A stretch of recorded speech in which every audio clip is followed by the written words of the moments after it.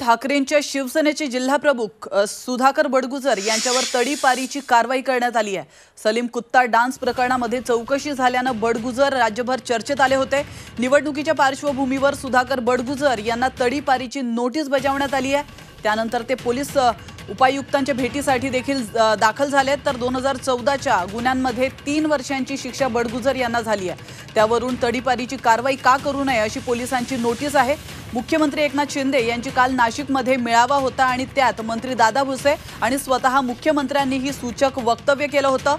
दरम्यान ही कारवाई राजकीय सूडबुद्धीतून करण्यात आली असून कालच्या भाषणातील वक्तव्याची अंमलबजावणी केल्याची टीका सुधाकर बडगुजरांनी केली आहे।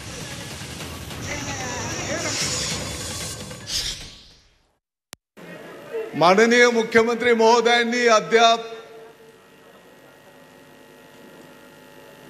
सलीम कुत्ताकडे लक्ष दिलेलं नाही।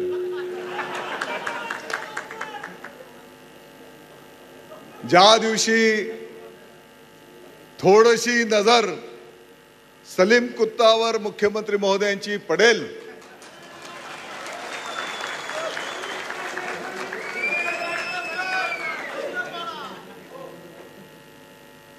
आणि आता आपण काही काळजी करू नका, आपली सर्व टीम आता एक संघ झालेली आहे।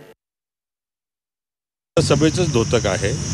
कालच्या सभेमध्ये त्यांनी जी मांडणी केली त्याचं इम्प्लिमेंट होताना दिसतंय ना तुम्हाला की राजकीय सूड भावनेने द्वेष भावनेने ही हद्दपारी केलेली आहे, नोटीस बजावलेली आहे जिल्हाबंदीची, जेणेकरून 20 तारखेचं इलेक्शन झाल्यानंतर यांनी नाशिक शहरामध्ये यावं, इलेक्शनच्या मुवमेंटमध्ये सक्रिय होऊ नये अशा प्रकारची व्यवस्था त्यांनी करण्याचा प्रयत्न केला, पण तसं घडणार नाही।